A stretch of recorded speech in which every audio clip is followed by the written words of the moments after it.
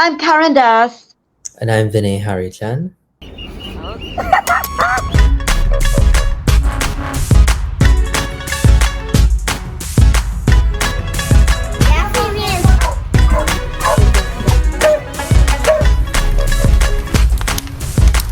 So this is the star. Right, they're doing it like this, right? The mashing up so.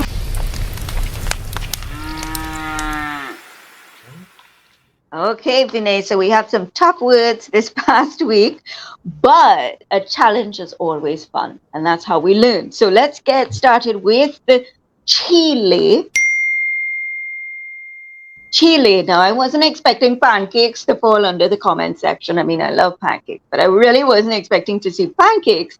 But eventually, the correct answer appeared for CHEELAY. Yes, and the reason why the pancakes came up is because in South Asian cuisine, chila or chile are two different ways of saying pancake in South Asia, but the context that we know it in is it being a verb meaning to peel. So chile means to peel something, and chil is the actual peel itself. So you might know gajar chile, peel the carrot, aloo chile, peel the potatoes. Takari CHEELAY. Yes. Okay, good. So CHEELAY. We moved on to another word, and this was, I think this was the head scratcher for the week, CHAUTRA. Not many were familiar with this word, CHAUTRA, although some submitted in the yard, in the front of the house, altar in the yard, an area close to the chandi. CHAUTRA. And yeah, so chautra in the context that I know it is that area where you place your chandi and your mandir and your altar, and typically that would be at the front of the home. So it's interesting that people had that association with the word.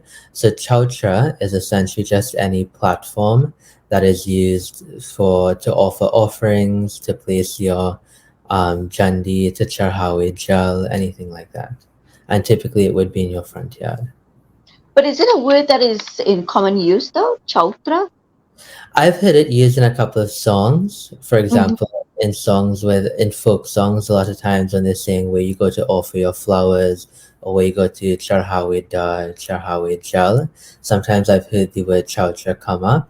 And in my family, we know it to mean that platform where you have your chandi. So that word was actually given to me by my nanny's younger sister. All right. And Nalini in Suriname says they know it as tan.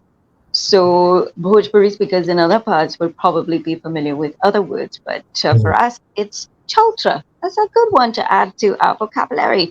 Okay, so we moved on to EDEE ke JOOTA. Now, this was my bad because I put this as a phrase. It's not really a phrase, it's just like more than one word. But EDEE ke JOOTA, and this was interesting because here we saw the confusion with JOOTA, JOOT, and JOOTA. So JOOTA, so we work it out, EDEE ke JOOTA. First off, Vinay, how did you come across this one, EDEE ke JOOTA? So that was a word that I actually came across just in speaking to an older man from Trinidad, and I thought it was interesting that I was hearing it from a man, and he knew it from his aunts, his Indian aunties, and the women in his family. So EDEE just means a heel, and obviously JOOTA is shoes or shoe. So EDEE ke JOOTA, high-heeled shoes. And one thing to make the clarification for people who might be confused is that JOOTA, that doesn't have any H noise or H sound, is your shoe or shoes. And then JOOTA is a liar. You're a liar. And an almighty poor liar. It has that H in the beginning there, that sound.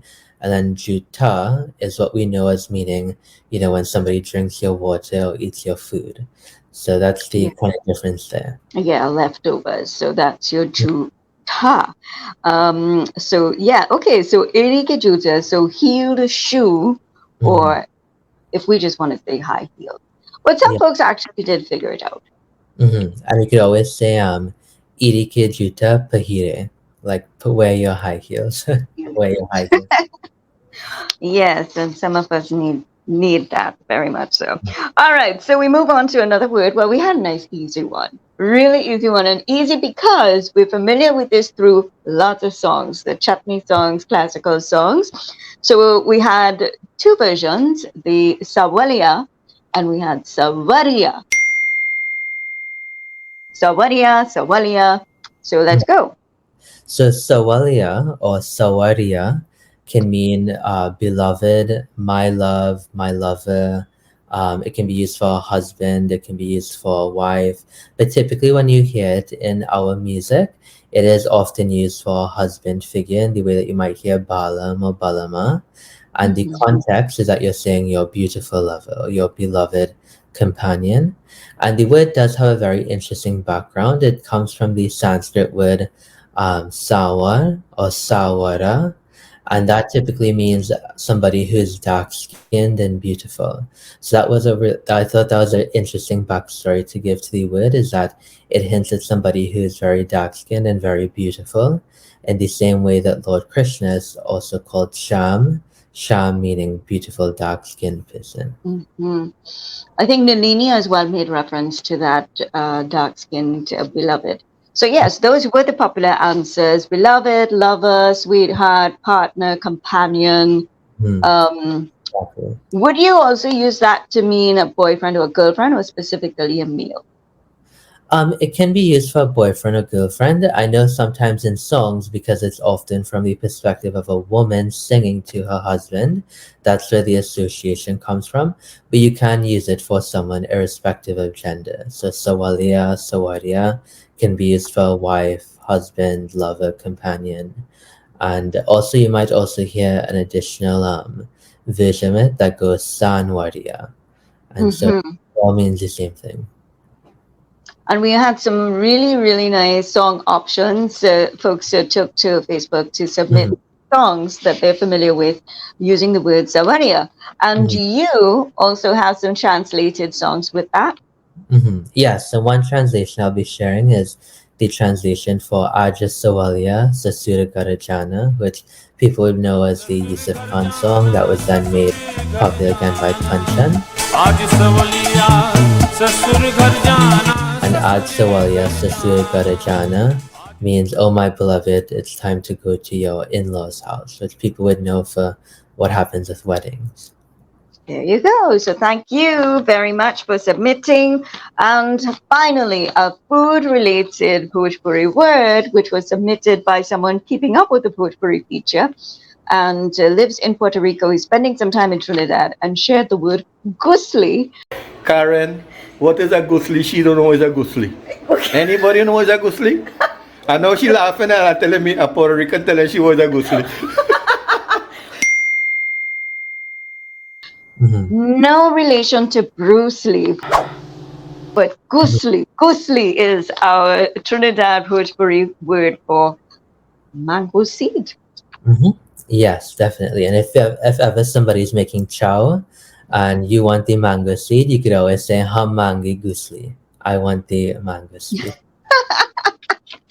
Wonderful. And chow is just an example, because many made reference to, like, you masala mango achar. So, you just suck and you chew, and most people just prefer the mango seed. Yes, exactly. I prefer the GUSLEE myself. Yes. All righty. So there you go. Wrapping up another week of a Trinidad Bhojpuri Words. We did quite well. We did really well this week. And I have spoken with Vinay, and we're going to take it on a notch. So thank you for joining us for another weekly recap of Trinidad Bhojpuri Words and Phrase. This has been a KDC production in collaboration with the Cutlass magazine. Catch you next week.